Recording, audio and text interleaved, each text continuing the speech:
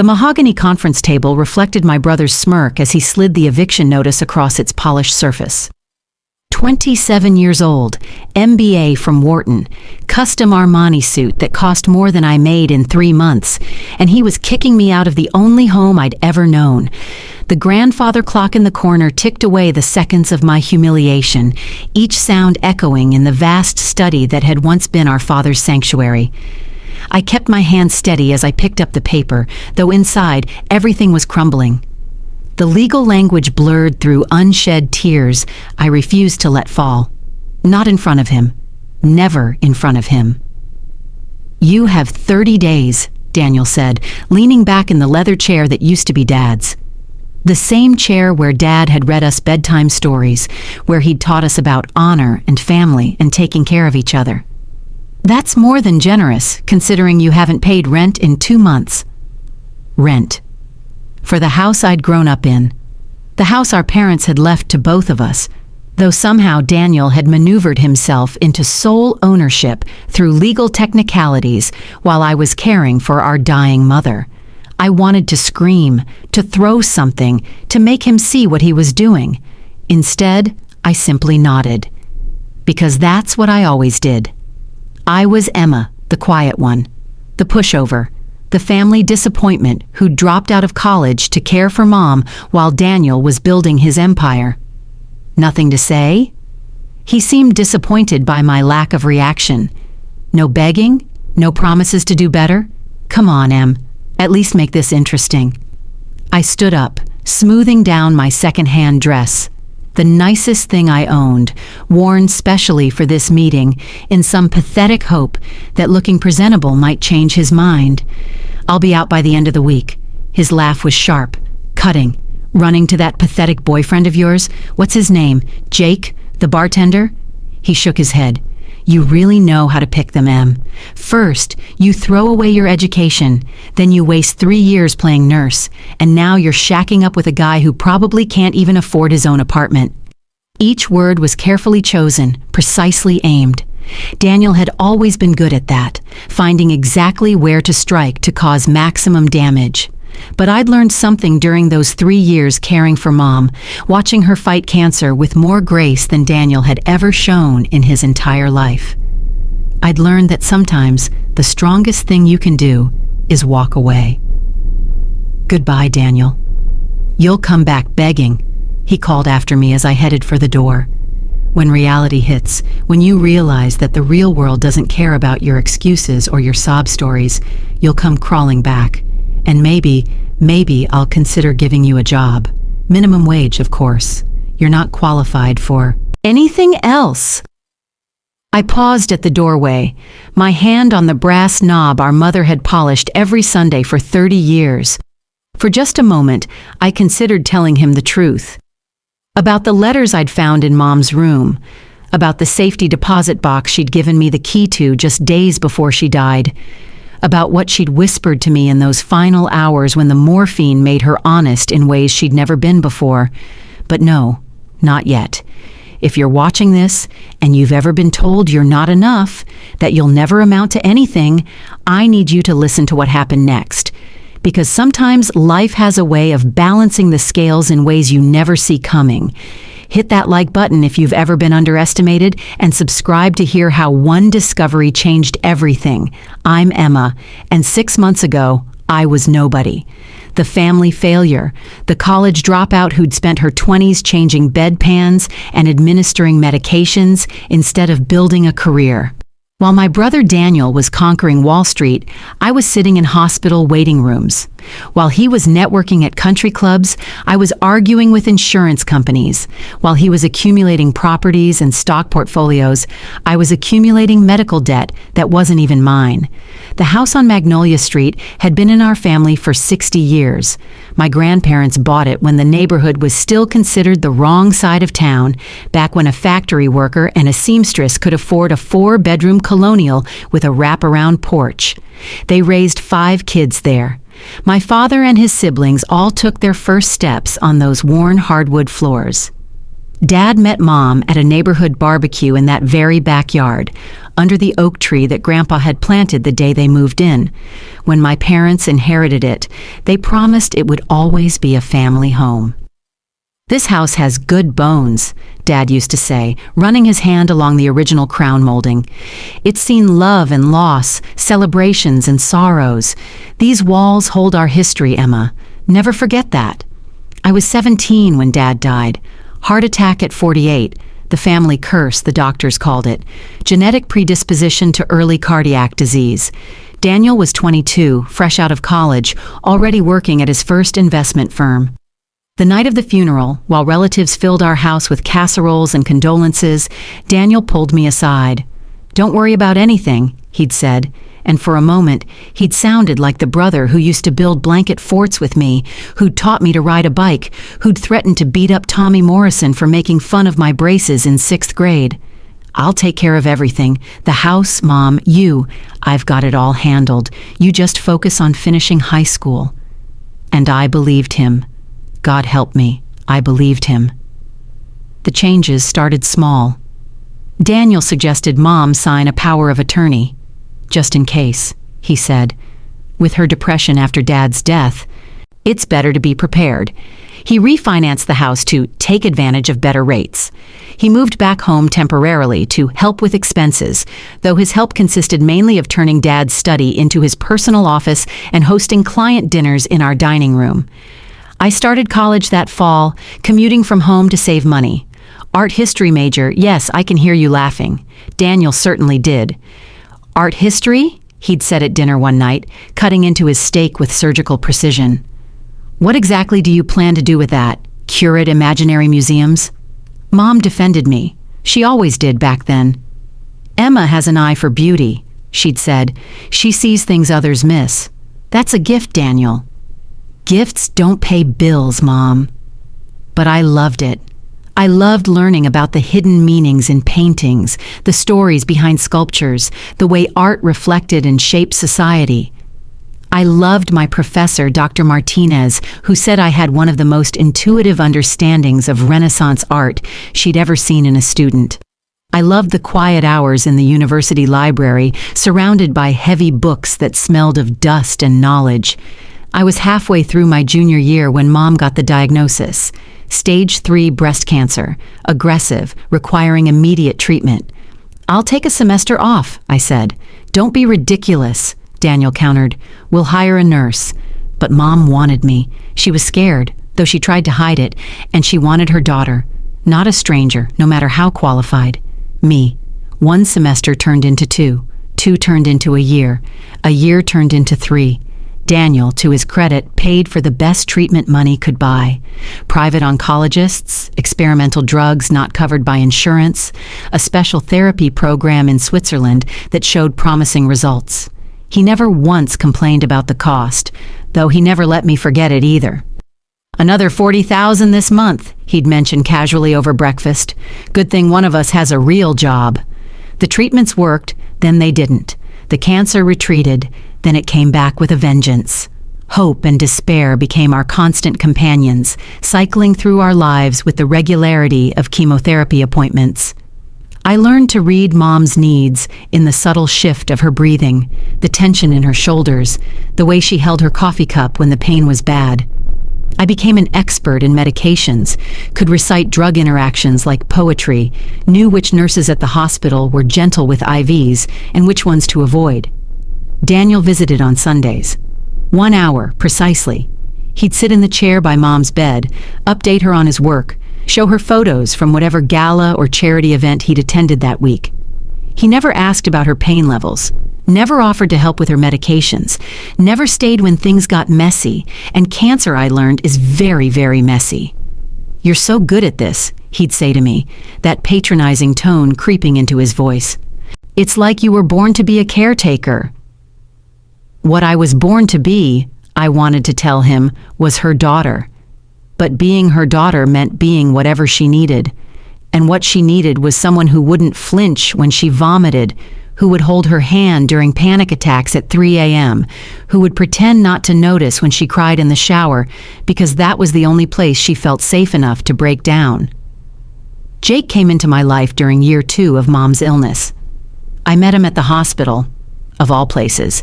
His grandmother was getting treatment in the same wing, and we started talking in the family lounge, that depressing room with fluorescent lights and year-old magazines where people wait to hear if their loved ones will live or die. He was everything Daniel wasn't, warm where Daniel was cold, generous with his time where Daniel hoarded his like gold. He worked 3 jobs, bartending at night, construction during the day, weekend shifts at a moving company, all to pay for his grandmother's care. He understood exhaustion that went bone deep, the guilt of resenting someone you loved for being sick, the way hospital coffee starts to taste normal after your 100th cup. "You're allowed to be tired," he told me one night after I'd broken down crying in the parking garage. "You're allowed to want your own life. That doesn't make you a bad person." Daniel hated him on sight. "A bartender?" he'd said, the word dripping with disdain. "Really, Emma, is that the best you can do?" "He's kind," I'd replied. "Kind doesn't pay mortgages." But Jake never made me feel small for not finishing college, never questioned my choice to stay with Mom, never acted like my life was less valuable because I wasn't earning 6 figures. He'd bring me dinner on nights when I couldn't leave Mom alone. He'd sit with her when I needed to shower or grab groceries. He'd make her laugh with stupid jokes when the pain was bad, and even morphine couldn't help. Mom liked him. "He has good hands," she told me once, watching him fix a broken drawer in her bedside table. "Working hands, honest hands. Your father had hands like that before the office job softened them." 3 months before she died, Mom's cancer spread to her brain. The decline was swift and merciless. She forgot our names some days. Confused Daniel for Dad. Called me by her sister's name, the one who died when Mom was 12. But there were moments of clarity, sharp and surprising, like sun breaking through storm clouds. It was during one of those moments that she gave me the key. "Emma," she said, her voice stronger than it had been in weeks. "Come here, baby." I sat on the edge of her bed, careful not to disturb the web of tubes and wires that kept her comfortable. "In my jewelry box," she whispered, "the one from my mother. Bottom drawer under the velvet lining. There's a key. I found it. Small, brass, unmarked. Safety deposit box," she continued. "First National. Bank, box 472. Everything's in your name, has been for years." "Mom, what?" "Shh." She pressed the key into my palm, her fingers ice cold despite the warm room. Daniel is too much like my father. Takes what he wants, justifies it later. But you're like my mother. You see people for who they really are. You understand that money isn't wealth, not really." She was fading. I could see it in her eyes. "Promise me," she said. "Promise me you won't open it until you really need to, until you have no other choice." "I promise." "And Emma?" Her grip tightened slightly. "Your father, he knew about Daniel, about what he'd become. We tried to protect, tried to balance." She coughed, specks of blood dotting her lips. "The house was never supposed to be his alone. The papers he had you sign. When you were 18, you were grieving. You didn't know. But then the morphine kicked in, and she drifted away into that space between sleep and death where she spent most of her remaining days. She died on a Tuesday. It was raining. Daniel was in Tokyo on business. Jake held my hand as she took her last breath, and I thought my heart would stop too, just from the pain of losing her. The funeral was elegant. Daniel spared no expense. Imported flowers, a mahogany casket, a reception at the country club. People I'd never met shook my hand and told me what a wonderful son Daniel was, how devoted, how successful, how proud my parents would be. "Your mother was lucky to have you," one of Daniel's business partners said to him within my earshot, "taking care of all those medical bills, maintaining the family home. Not many sons would do so much." I wanted to scream, to tell them about the nights I'd spent sleeping on hospital chairs, the bedpans I'd emptied, the times I'd had to physically lift my mother because she was too weak to stand. But I didn't. I was too tired, too grief-stricken, too empty. A week after the funeral, Daniel called the family meeting. Just the two of us in Dad's study, his study now. "We need to discuss the house," he'd said, pulling out a folder thick with legal documents. "Now that Mom's gone, there's no reason for you to stay here. It's my home." "No, Emma, it's my house. Has been for 5 years." He showed me the deed, his name only. "You signed it over when you were 18. Remember? After Dad died? You were a minor living here, and I needed full ownership to refinance and pay for Mom's treatment." I stared at the papers. I vaguely remembered signing things, drowning in grief, trusting my big brother to handle everything. But Mom's treatment, you paid for that. With the equity from the house, with my investments, with my hard work. He leaned forward. "Emma, I've been carrying this family for years. I've paid for everything. Mom's care, your food, utilities, even your car insurance. And what have you contributed? Nothing. You're 27 years old with no degree, no career, no prospects. It's time to grow up." "I took care of her," I whispered. "For 3 years, I took care of her. And that was your choice. I offered to hire professionals. You insisted on playing nurse. That's not my fault." The cruelty of it took my breath away. But what could I say? The papers were real, legal, binding. "I'll pay rent," I offered desperately. "I'll get a job, multiple jobs if I have to. Please, Daniel. This is our family home." He laughed. Actually laughed. "With what skills, Emma? What exactly would you put on a resume? Professional daughter? Expert in watching someone die slowly?" That's when something inside me hardened. Not broke. Hardened. Like coal under pressure, turning into something else entirely. "Fine," I said. "How much?"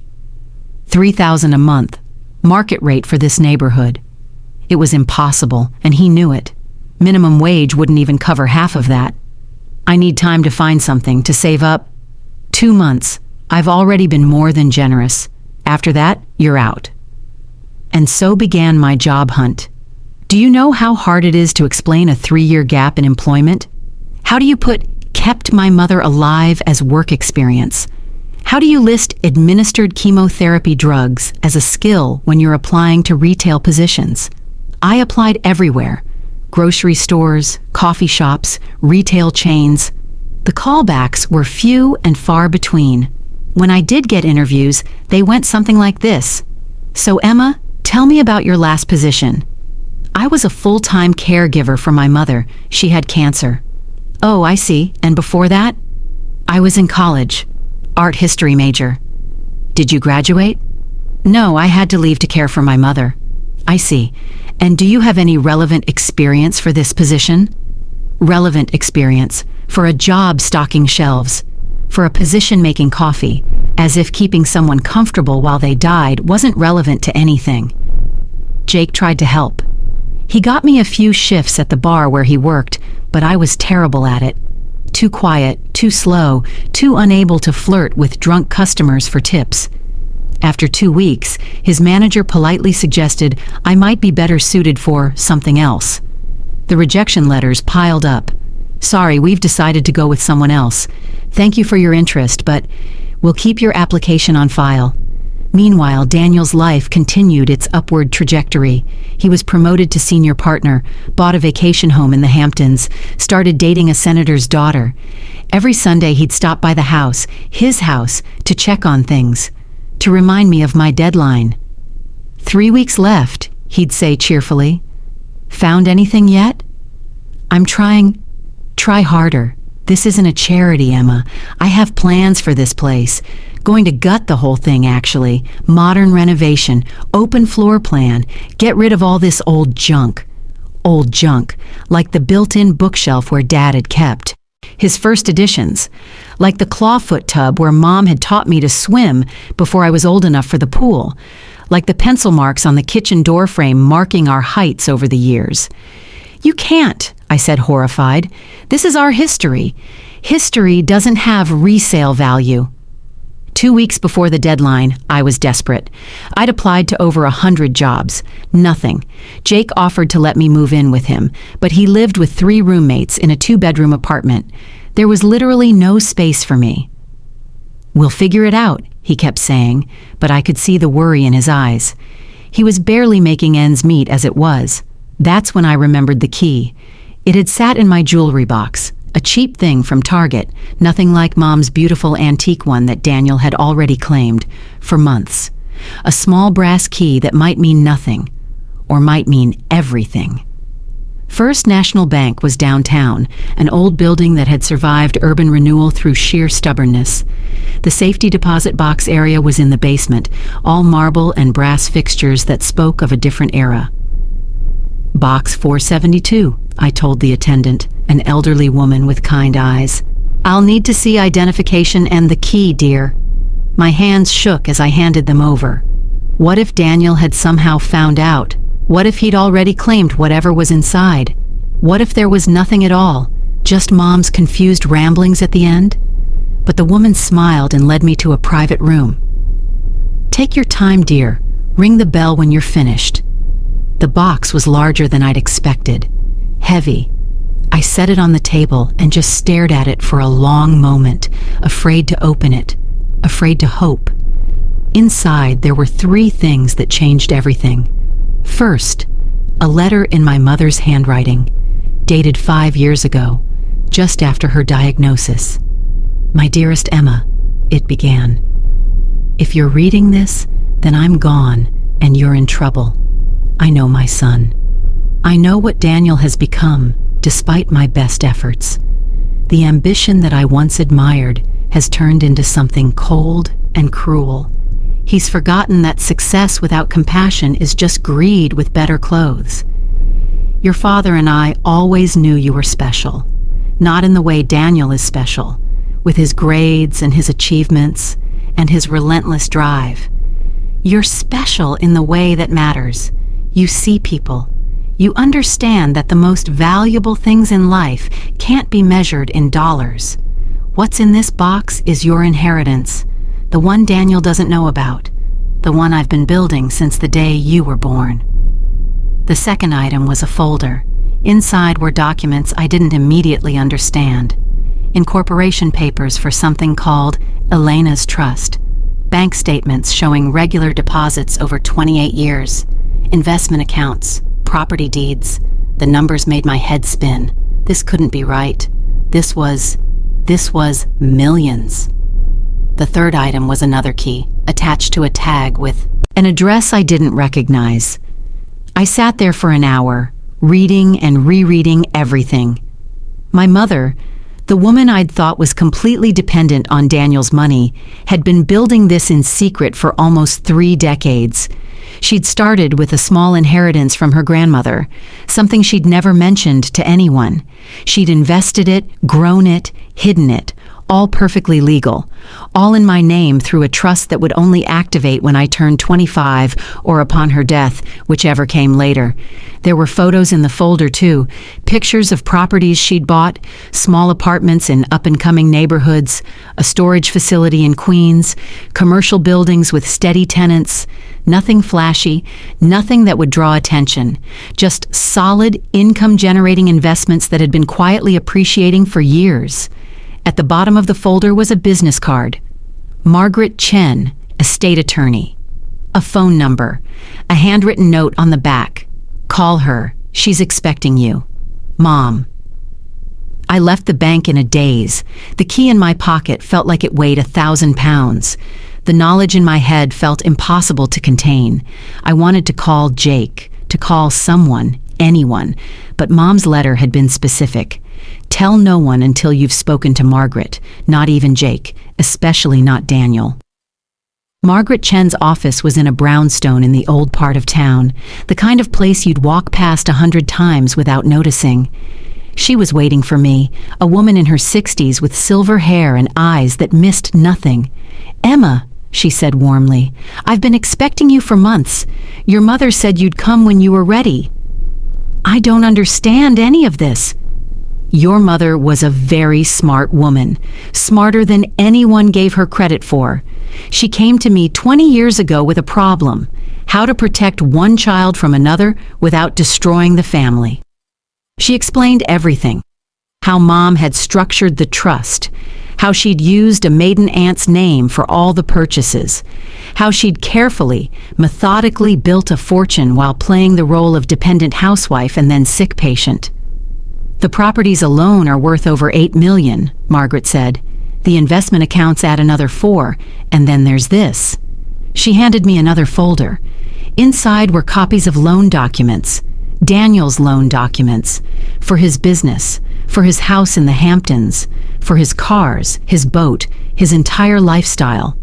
"Your mother was his silent partner," Margaret explained, "through a shell company. He doesn't know, of course.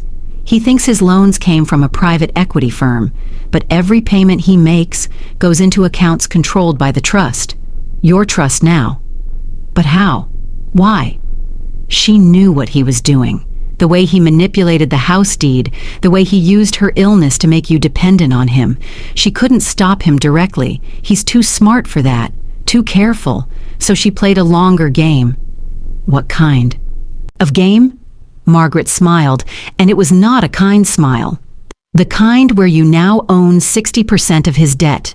Every loan he's taken in the last 5 years has been bought by your mother's shell company, quietly, carefully, through intermediaries and subsidiaries.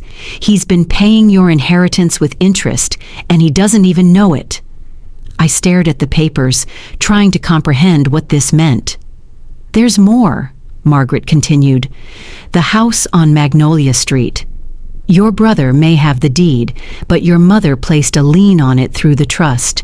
A lien for the exact amount of medical expenses he claimed to have paid. He can't sell or renovate without clearing that lien. And guess who controls whether that lien gets cleared?" This is insane. "This is justice," Margaret corrected. "Your mother spent 3 years watching him treat you like garbage while you cared for her. She couldn't say anything. It would have torn the family apart while she was dying. But she could make sure you were protected after she was gone. What do I do now? Whatever you want. You can continue letting him think he's won. You can reveal everything. You can buy the house back at the foreclosure sale that's coming. Oh yes, your brother is about to default on several loans. The interest rates are about to adjust, you see. Balloon payments he won't be able to make. Or," she paused, "you can twist the knife." "What do you mean?" "I mean that in 3 days, his biggest loan comes due, $2 million. He's expecting to refinance with the equity from the Magnolia house, but with that lien in place, he can't. He'll have to come up with the money another way or lose everything. He'll come to me," I realized. "He'll beg." "Yes, or he'll try to force you out even faster, sell what he can, liquidate everything. Either way, he's about to learn what desperation feels like." I left Margaret's office with my head spinning. The address on the second key led to a building downtown. My building, apparently. A beautiful pre-war apartment building with 16 units, fully rented, generating $30,000 a month in income. The basement apartment was vacant, kept that way on Mom's instructions. "For when you need it," her letter had said. It was perfect. Hardwood floors, exposed brick, windows that actually opened. It was 5 times the size of anything I could have afforded on my own. It was mine. I moved out of the Magnolia house that night. I didn't take much, just my clothes, my few personal items, Mom's jewelry box. I left a note for Daniel. "Found a place. You can have your house." He called within an hour. "What do you mean you found a place? With what money?" "Jake's helping me." I could hear his sneer through the phone. "Of course he is. Well, don't come crying to me when that falls apart. And Emma, you left some of your junk here. If it's not gone by tomorrow, I'm throwing it out." "Throw it out," I said. "I don't need it." The next 3 days were the longest of my life. I knew what was coming. Margaret kept me updated. Daniel's refinancing had been denied. His attempts to get emergency loans were failing. His credit lines were maxed. He was discovering what Mom had known for years, that his entire empire was built on borrowed money, and the bills were coming due. Jake noticed something was different. "You seem lighter," he said, bringing me coffee at my new apartment. He didn't question how I'd afforded it, assuming I'd gotten lucky with a sublet or something. "I feel lighter." "Good. You deserve some peace after everything." If only he knew what was coming. The call came on a Thursday afternoon.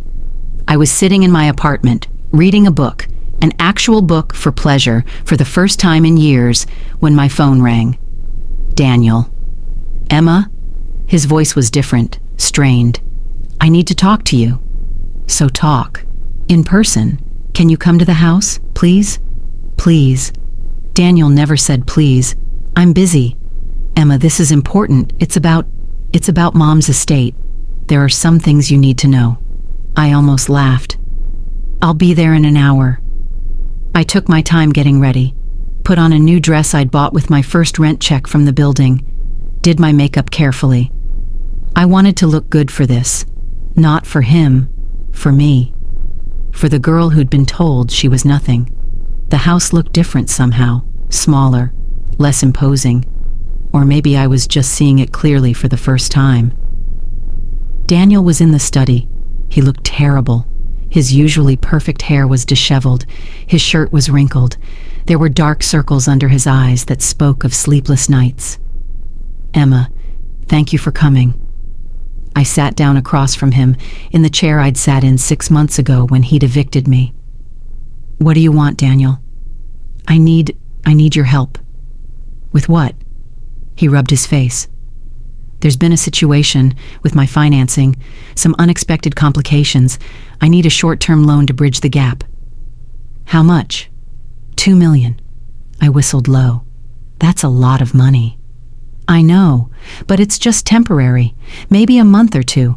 I have assets. I can pay you back with interest."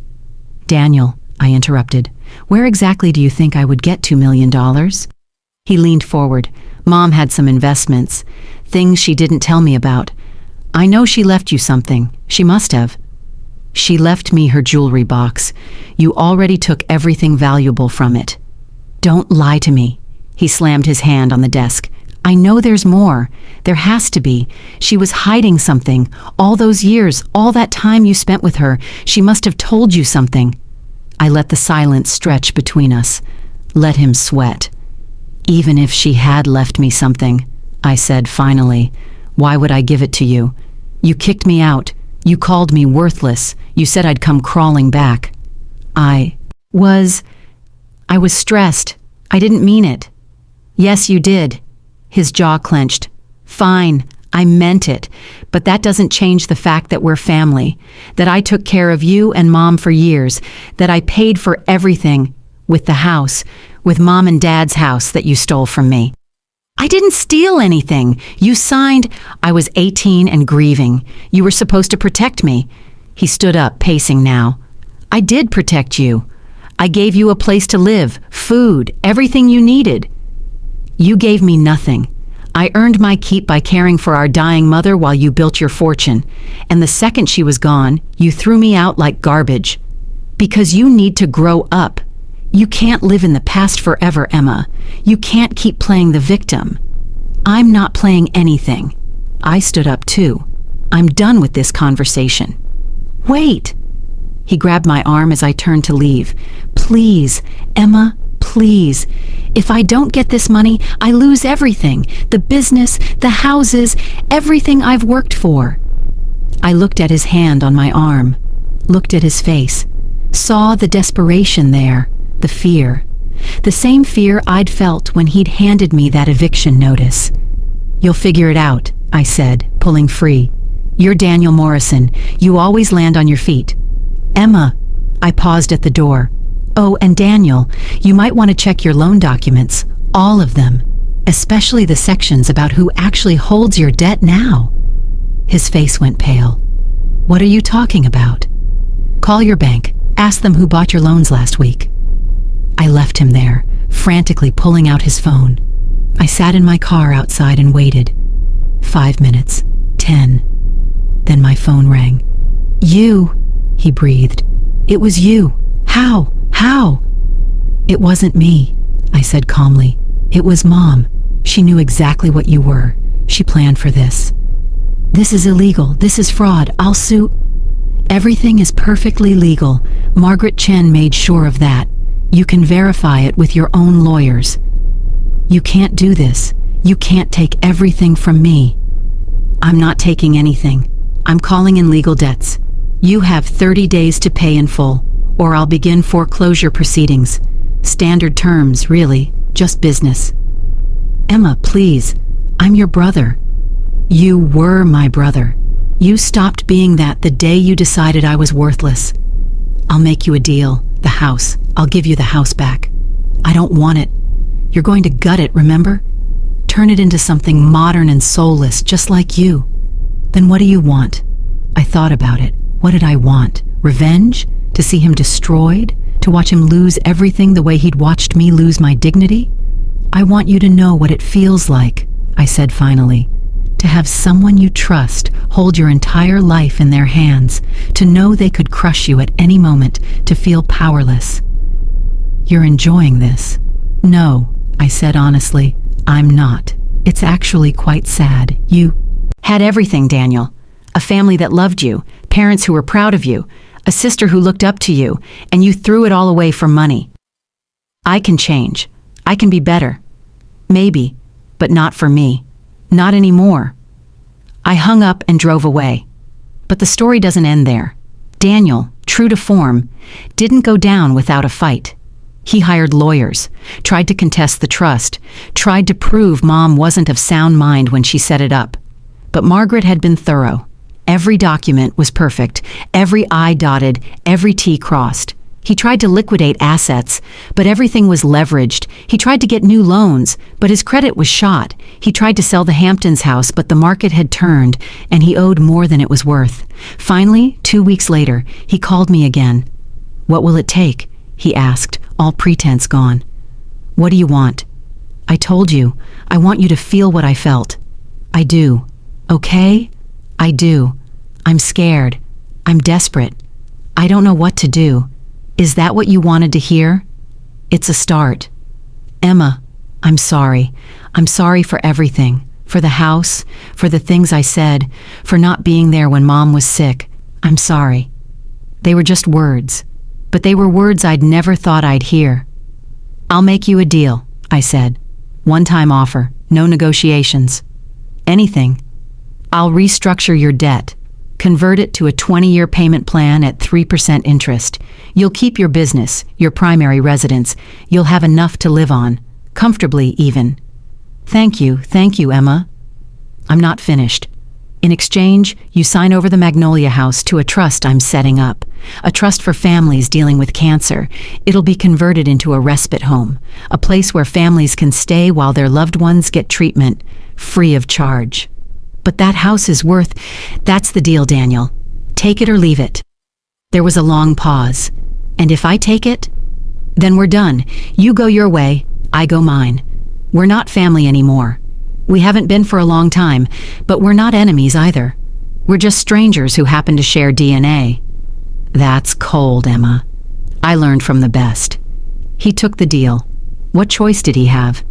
The Magnolia House reopened 6 months later as the Elena Morrison Center for Family Support. We kept all the original features, the crown molding, the hardwood floors, the clawfoot tub. We just filled it with love instead of resentment.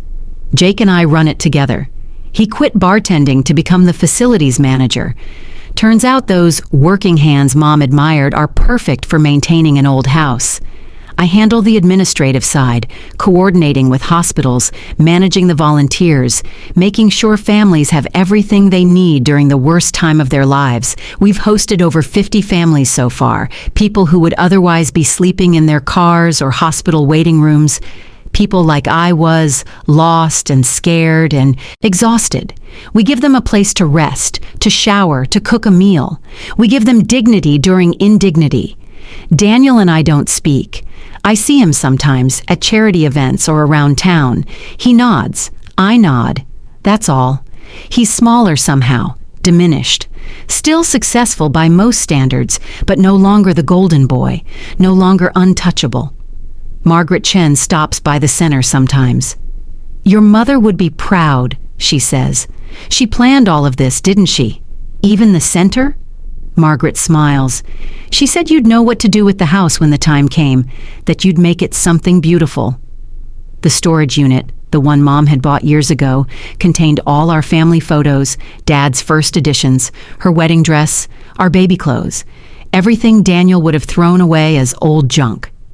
I donated most of it to museums and libraries, but I kept some things. They're displayed at the center now, reminders that this was a family home once, that love lived here. I finished my degree, art history, just like I'd planned. Dr. Martinez cried when I walked across that stage. I work part-time at the City Museum now, giving tours, teaching kids about beauty and meaning and the stories objects tell. It doesn't pay much, but I don't need much. The trust generates more income than I could spend in 10 lifetimes. Most of it goes to the center and other charities. Mom was right. I do see things others miss. I see the widow who needs help with groceries but is too proud to ask. The single dad whose kid needs school supplies. The teenager aging out of foster care who just needs someone to believe in them. The trust helps them all, quietly, anonymously. Mom's money finally doing what money should do, making lives better, easier, more dignified. Jake proposed last month. He did it at the center, in the garden we planted where Mom used to have her roses. His grandmother was there.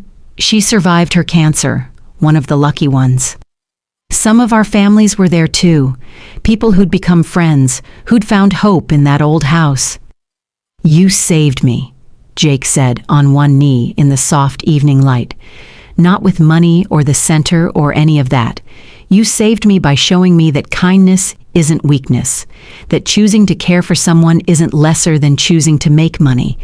You showed me that love is the only wealth that matters.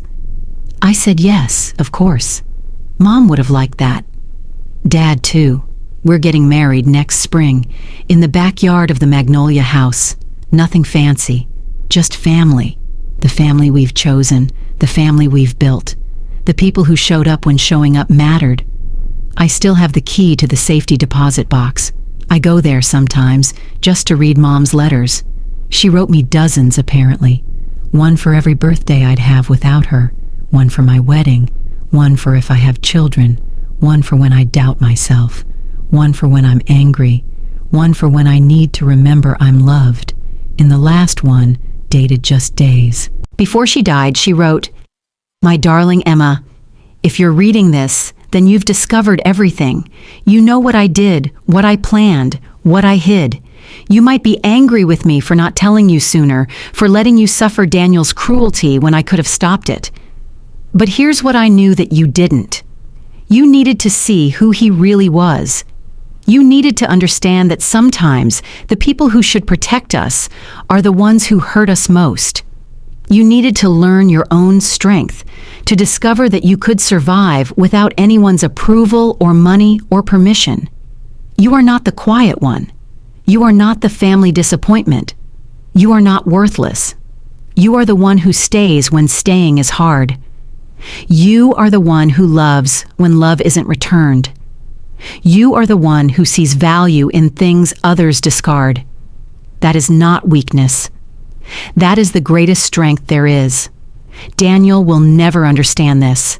He measures worth in dollars, success in acquisitions. He doesn't know that the moment he kicked you out, he lost the only thing of real value he had, a sister who would have loved him despite his flaws, who would have been there when his empire inevitably crumbled, who would have reminded him that he was more than his bank account. His loss, not yours. Use what I've left you wisely. Not for revenge. Revenge is just pain dressed up in its Sunday best. Use it for love. Use it to lift others. Use it to prove that kindness and wealth are not mutually exclusive, that power can be gentle, that success can look like a dozen different things.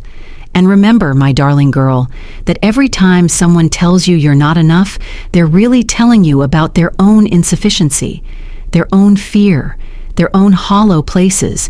You are enough. You have always been enough. You will always be enough. All my love, Mom. I keep that letter in my wallet. Pull it out sometimes when the world feels sharp and mean. when I doubt the choices I've made, when I wonder if Daniel was right, if I should have been more ambitious, more ruthless, more like him. But then I walk through the center. I see the relief on a mother's face when she realizes she has a safe place to rest. I watch a father break down crying in the kitchen because someone made his family dinner when he didn't have the strength to even think about food. I hold a teenager's hand while she talks about watching her parent fade away, and I can say, I know. I've been there. You're not alone. That's worth more than any Fortune 500 company. That's success that can't be measured in stock prices. Daniel's bank did call him, by the way, just like he'd said they would, but not to beg him to come back, to inform him that his debt had been purchased by EMT Holdings, Elena Morrison Trust Holdings. You'll come back begging, he'd said. Instead, the bank called him to say, I now owned his debt. The irony wasn't lost on either of us. The girl he'd called worthless now held the paper on everything he'd built. The sister he'd thrown away now controlled his financial future. The quiet one now had all the power. But power, I've learned, isn't about crushing those who crushed you.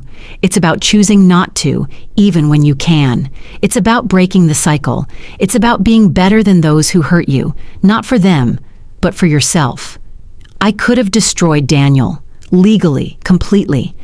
I could have taken everything and left him with nothing, the way he'd planned to do to me. Mom had given me that power, that choice, but I chose differently, because that's what makes me different from him, not the money. Anyone can have money, not the power. Power is just leverage in a pretty dress. What makes me different is that I can see past the moment, past the hurt, past the anger, to what really matters. People, connection, love. The things that appreciate over time instead of depreciate. The things that can't be bought or sold or leveraged. The things that matter when you're lying in a hospital bed, wondering if anyone will remember you kindly. Mom knew this. She knew it when she spent 28 years building a fortune in secret. She knew it when she watched Daniel turn cold and cruel. She knew it when she held my hand during those long, terrible nights and whispered, "You're the strong one, baby. You just don't know it yet." She was right. I was strong, not in the way Daniel was strong, with his sharp words and sharper lawyers, but in the way that matters, the way that lasts, the way that builds instead of breaks. The center has a plaque by the front door now. It reads, "In memory of Elena Morrison, who taught us that wealth is measured in the lives we touch, success is defined by the love we leave behind, and the quiet ones often have the most to say." Families read it every day. They nod, understanding, because when you're facing the worst, when your world is crumbling, when everything you thought mattered suddenly doesn't, you learn what's real.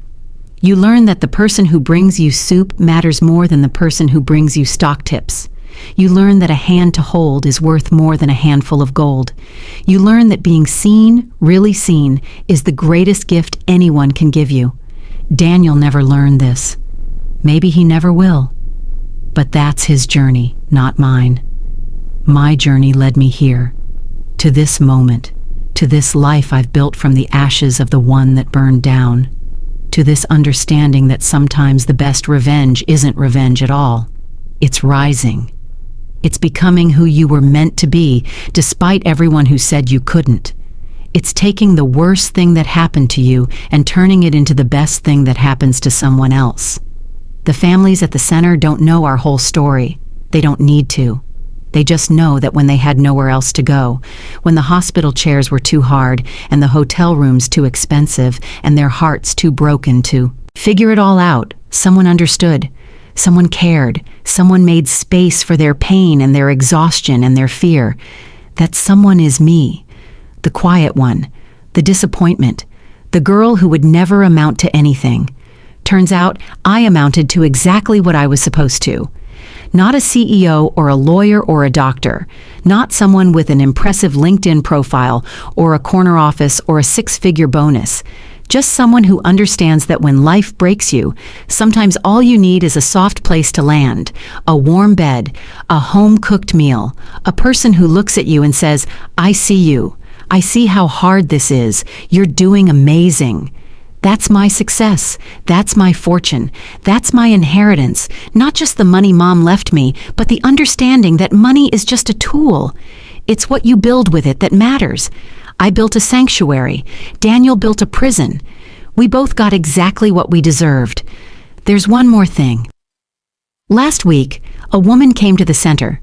Mid-40s, exhausted, her husband going through treatment at the nearby hospital. She broke down at intake, sobbing about how her brother-in-law had just evicted them from their family home because they couldn't pay rent while dealing with medical bills. "He says we're bad for property values," she cried. 20 years in that house, and he kicks us out like we're nothing." I held her while she cried, made her tea, showed her to the room that used to be mine, the one with the window seat where I used to sit and read while Mom slept. "How do you do this?" she asked me. "How do you help strangers like this?"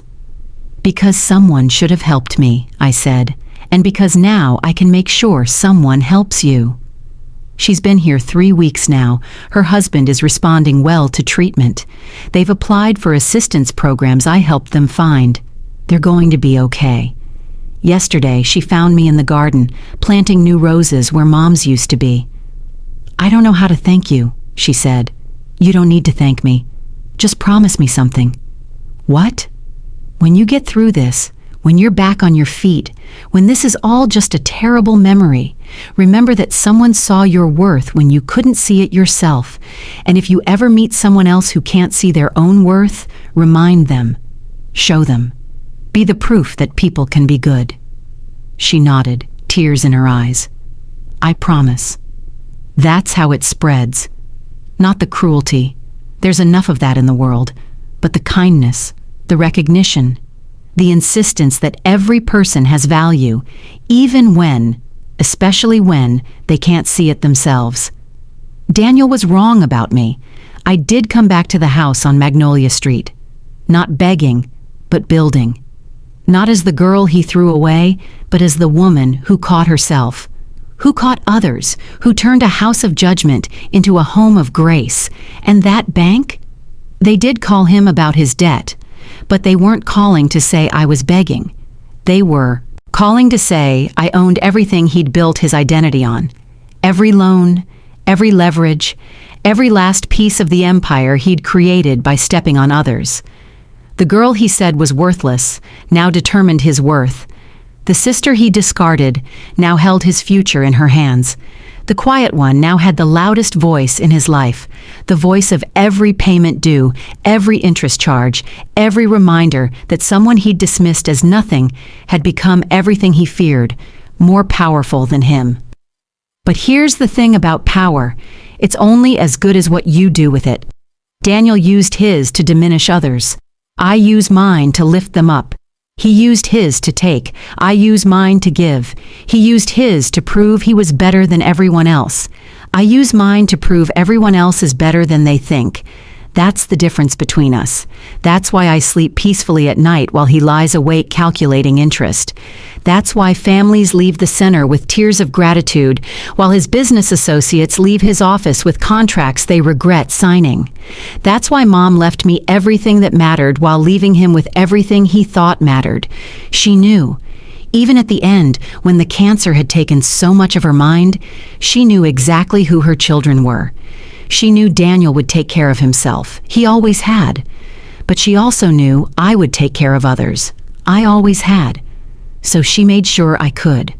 Not just with money, but with the power to show that kindness isn't weakness. That caring for others isn't a consolation prize for those who can't succeed in the real world. That the real world is the one where people are suffering and someone needs to give a damn. I give a damn. I give several, actually. I give them freely, generously, without expectation of return. Because that's what Mom taught me, lying in that hospital bed, fighting a disease that didn't care about anyone's net worth. "The only thing that matters," she'd said once, drugged and honest, "is whether someone will cry real tears at your funeral. Not performative tears, not obligatory tears, real tears from real grief, because the world is genuinely worse without you in it. People cried real tears at Mom's funeral, the nurses who'd cared for her, the friends she'd kept despite her illness, Jake's grandmother, who Mom had visited during her own chemo treatments. Me, Daniel? Daniel checked his phone during the eulogy. He had a deal closing. He had a deal closing while we buried our mother. That tells you everything you need to know about the difference between us. I found out later that the deal fell through. The investor pulled out at the last minute, citing concerns about company culture. I wonder sometimes if Mom had something to do with that too. Some last little twist of the knife from beyond, but probably not. Probably it was just karma, finally catching up to someone who'd been running from it his whole life. Karma's funny like that. Doesn't always come when you want it to. Sometimes it takes years, decades even. Sometimes you think it's never coming at all. But then one day, your bank calls.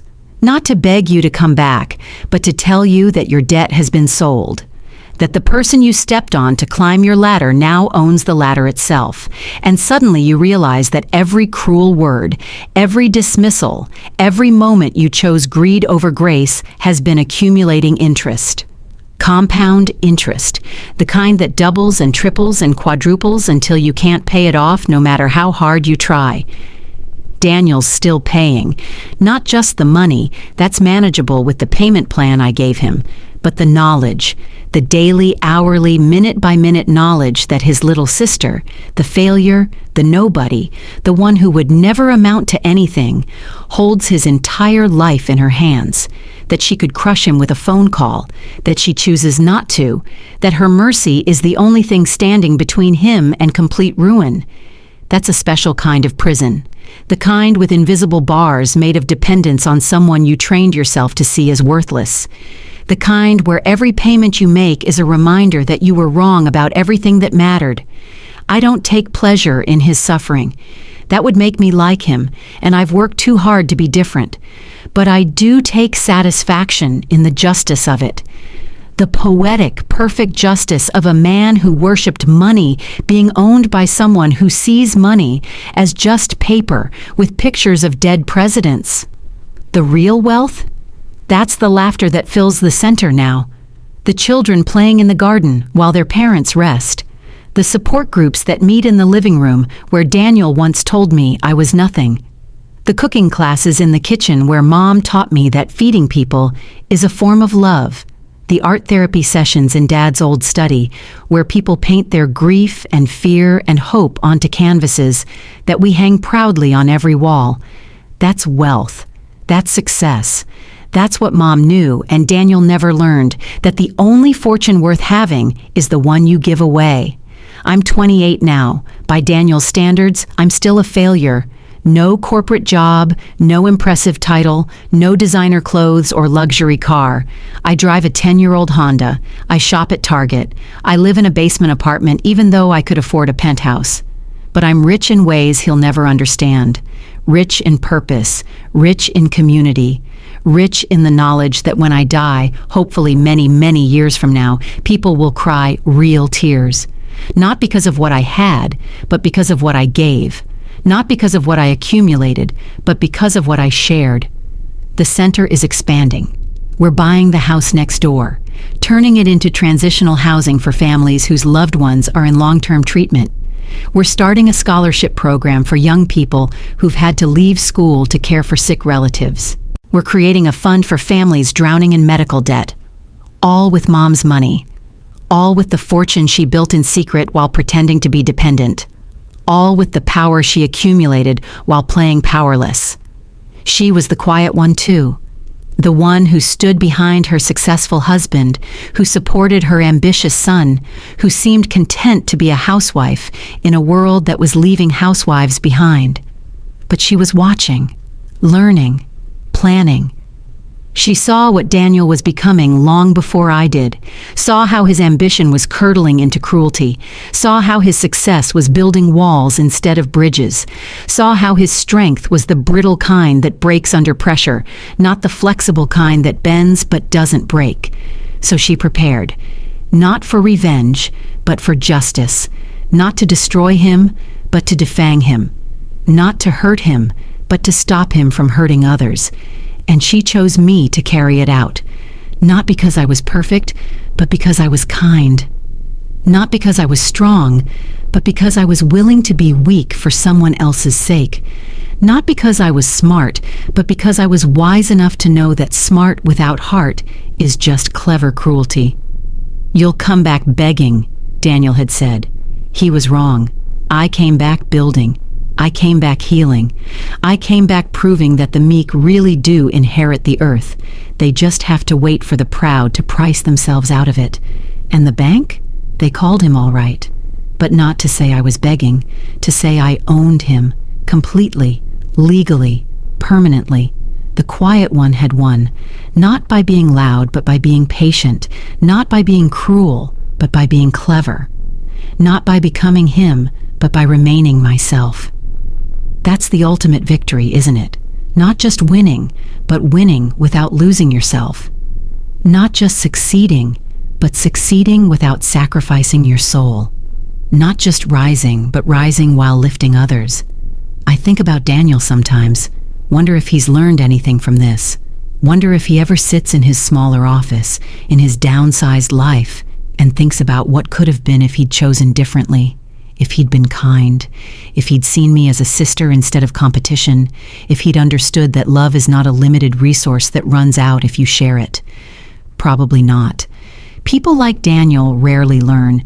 They just adjust their narratives, convince themselves they're still the hero of their story. He probably tells people he's a self-made man who survived a hostile takeover. He probably doesn't mention that the hostile takeover was karma, and the takeover artist was his little sister, armed with their mother's patience and their father's sense of justice. But that's okay. He can tell whatever story he needs to tell. I know the truth. The families at the center know the truth. Mom knew the truth. The truth is that there are two kinds of strength in this world. The kind that builds walls and the kind that builds bridges. The kind that takes and the kind that gives. The kind that crushes and the kind that cushions. Daniel chose one kind. I chose the other. And in the end, the bank called him to say, I owned his debt. All of it. Every penny borrowed on the assumption that cruelty was strength and kindness was weakness. Every dollar leveraged on the belief that stepping on others was the only way to rise. Every cent invested in the lie that worth is measured in numbers instead of impact. I own it all, and with that ownership comes the power to show him, every single day, that he was wrong. That the quiet ones aren't weak. We're just saving our strength for battles that matter. That the ones who care aren't foolish. We're just smart enough to know that love multiplies when divided. That the ones who seem like failures might just be succeeding at something too important to measure. This is my success story. Not the kind with sports cars and champagne and stock options. The kind with hospital beds that finally feel like home, and families that finally feel supported, and people who finally feel seen. The kind where the girl everyone dismissed becomes the one everyone depends on. The kind where kindness wins, even if it takes 28 years and a mother's secret fortune to prove it. The kind where you'll come back begging becomes, instead, the bank called him to say I now owned his debt. And that's the sweetest victory of all. Not because it's revenge, but because it's redemption. Not mine. I didn't need redeeming, but Mom's faith in me, redeemed. Dad's belief that family meant something, redeemed. The idea that good people can finish first, redeemed. Every day at the center, I see that redemption multiplied. Every family we help, every burden we lift, every moment of grace we provide is proof that Mom was right. That kindness is not weakness, that caring is not foolish, that the quiet ones have more power than anyone realizes. We just use it differently. We use it to heal instead of hurt, to build instead of break, to prove that the meek don't just inherit the earth. Sometimes they inherit the bank that holds the mortgage on it. End.